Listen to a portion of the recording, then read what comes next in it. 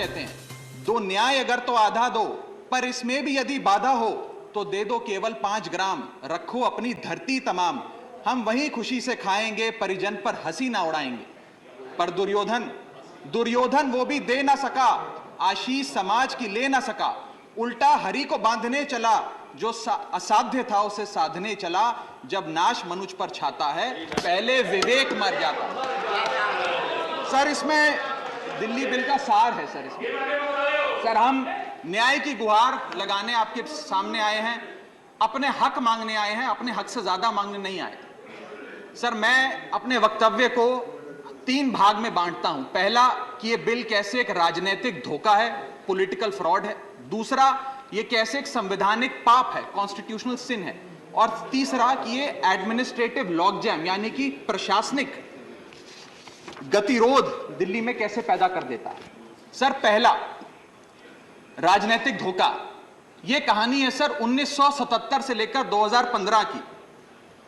लगभग 40 साल का लंबा संघर्ष भारतीय जनता पार्टी ने दिल्ली में पूर्ण राज्य का दर्जा स्थापित करने के लिए किया। 1977 में जब 3rd मेट्रोपॉलिटन काउंसिल दिल्ली में था, सर ये लोग दिल्ली को पूर्ण राज्य का दर्जा दिलाने की मांग करते रहे। यहां तक कि जब 1991 में कांग्रेस की सरकार ने दिल्ली में विधानसभा का गठन किया, उससे भी ना पर्याप्त मानते हुए लाल कृष्ण आडवाणी जी, मदन लाल खुराना जी सबने बयान दर्ज कराए कि यह भी दिल्ली के साथ न्याय नहीं है, दिल्ली को पूर्ण राज्य का दर्जा मिलना चाहिए और हम इसके लिए आंदोलन चलाएंगे। और लगातार इन लोगों ने संघर्ष किया, आंदोलन किया।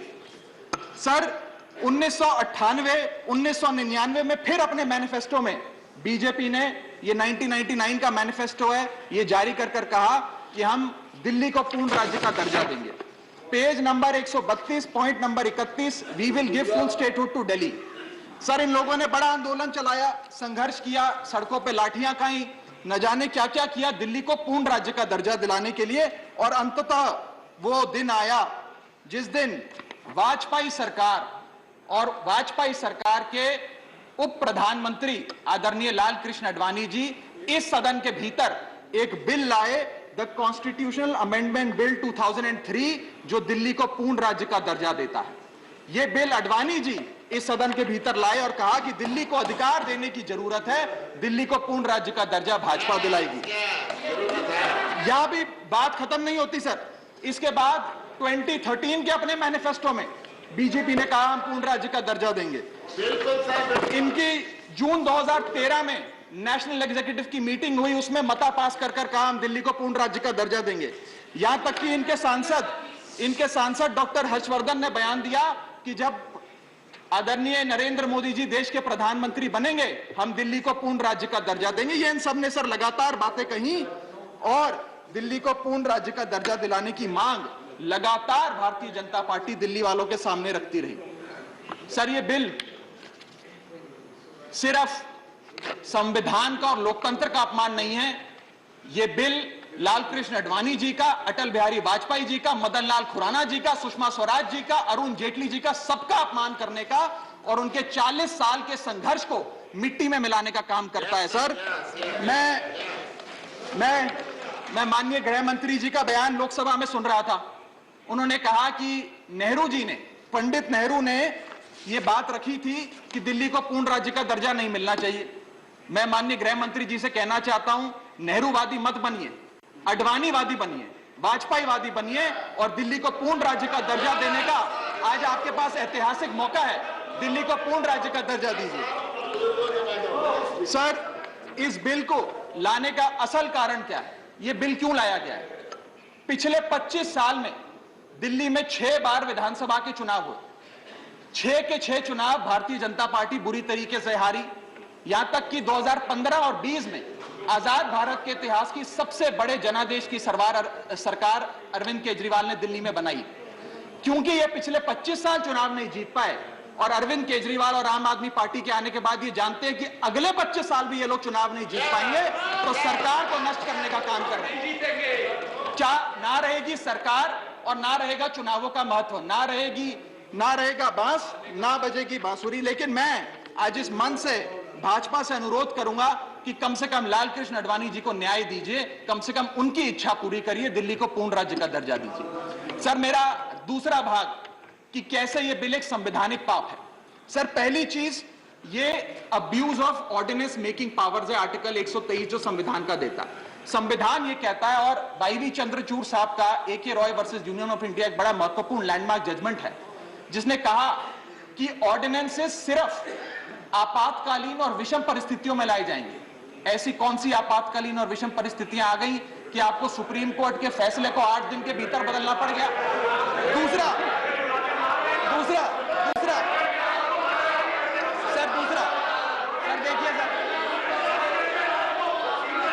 सर दूसरा सुप्रीम कोर्ट की दूसरा बिंदु, यह सुप्रीम कोर्ट का अपमान है। सुप्रीम कोर्ट के फैसले को 8 दिन के भीतर 5 जजों के संवैधानिक पीठ के सर्वसम्मति के फैसले को बदल के आज भारतीय जनता पार्टी ने एक मैसेज दिया है कि हम सुप्रीम कोर्ट को भी चैलेंज करते हैं, सुप्रीम कोर्ट के फैसले को भी नहीं मानते, आपको जो ऑर्डर जारी करना है करो, हम चंद दिनों के अंदर ऑर्डिनेंस लाकर उस फैसले को बदल देंगे। They have challenged the majesty of the honourable supreme court sir. और मैं आपको ये कहना चाहता हूं कि आजकल जो ऑर्डिनेंस लाने की जो एक फेटिश इस सरकार ने देखी, चाहे वो लैंड एक्विजिशन बिल हो, चाहे वो फार्म बिल हो, चाहे ईडी के डायरेक्टर का एक्सटेंशन हो, जो ये सारी चीजें ऑर्डिनेंसेस के माध्यम से इन्होंने करी थी, इस बिल का हश्र भी वही होगा जो सारे पुराने बिलों का हुआ था।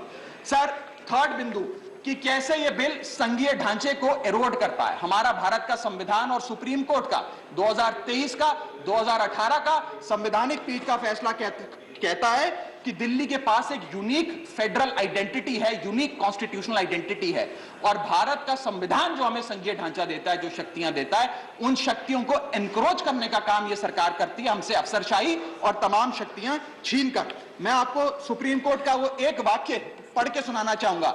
The majority in the 2018 constitutional जज bench held that while the NCT of Delhi could not be accorded with the status of a state, the concept of federalism is applicable to Delhi. हम पूर्ण राज्य नहीं है, लेकिन फिर भी राज्य का दर्जा एक संघीय ढांचे के परिप्रेक्ष्य में दिल्ली को मिलता है।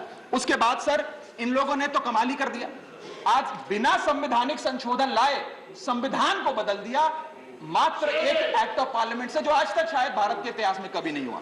सर, इसके बाद ये बिल पार्लियामेंट्री अंडरमाइन करता है प्रिंसिपल्स ऑफ कलेक्टिव रिस्पांसिबिलिटी को। भारत का संविधान कहता है सर कि परमानेंट एग्जीक्यूटिव और पॉलिटिकल एग्जीक्यूटिव मिलके लेजिस्लेचर के प्रति जवाबदेही होंगे, ये प्रिंसिपल ऑफ कलेक्टिव रिस्पांसिबिलिटी है।